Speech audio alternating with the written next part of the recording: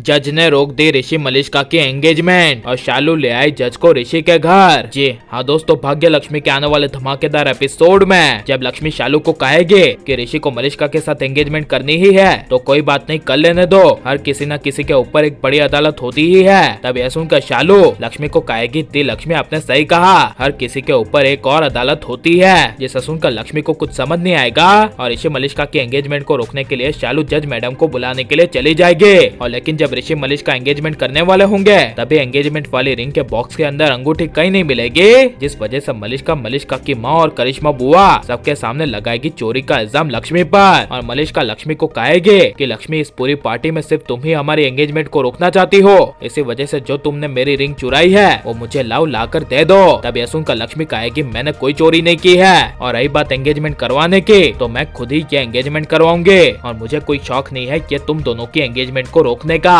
यह सुनकर मलिष्का को काफी ज्यादा गुस्सा आएगा, जिसके बाद नीलम कहेगी ये सब छोड़ो, मुझे इस पूरे घर से कहीं से भी अंगूठी ढूंढ कर ला कर दो। तब यह सुनकर मलिष्का कहेगी, आपने सही कहा, लक्ष्मी को तो वैसे भी इस घर का पूरा कोना कोना पता है। जिसे सुनकर लक्ष्मी कहेगी, हाँ मैं खुद ही अंगूठी ढूंढ कर ला कर दूंगी, क्योंकि इसीलिए नहीं कि मैं तुम दोनों की एंगेजमेंट करवाना चाहती हूँ, बल्कि इसीलिए क्योंकि मैं अपनी बेगुनाही साबित करना चाहती हूँ। इसीलिए वो अंगूठी मैं अपनी बेगुनाही साबित करने के लिए सबके सामने वो ढूंढ कर ला कर दूंगी। यह सुनकर मलिष्का ऋषि सबके होश उड़ जाएंगे। यहाँ पर जब लक्ष्मी अंगूठी ढूंढने के लिए जाएगी तभी बलविंदर एक कमरे में ऋषि पर चाकू का वार कर देगा, लेकिन ऋषि तभी बच जाएगा और बलविंदर के चेहरे पर दाढ़ी होने की वजह से ऋषि बलविंदर को पहचान नहीं पाएगा। लेकिन जब बलविंदर मलिष्का के सामने आएगा तभी मलिष्का बलविंदर को देखकर हिल जाएगी एंड मलिष्का बलविंदर को कहेगी, तुम यहाँ पर क्या कर रहे हो?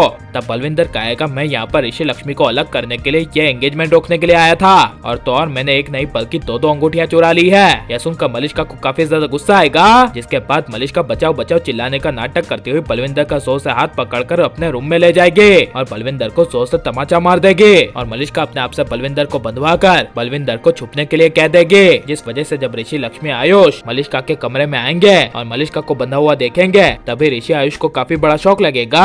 लेकिन लक्ष्मी को यह मलिष्का की चाल के बारे में एहसास हो जाएगा और लक्ष्मी खुद वहाँ कोने में बलविंदर को बंधे हुए देख लेगी। और यही सब बताने के लिए जब लक्ष्मी नीचे नीलम और वीरेंद्र को कहने के लिए जाएगी और लक्ष्मी वीरेंद्र और नीलम को कहेगी कि मैंने कुछ देखा, तभी नीलम वीरेंद्र को लेकर लक्ष्मी की बातों को इग्नोर करती हुई वहाँ से चली जाएगी।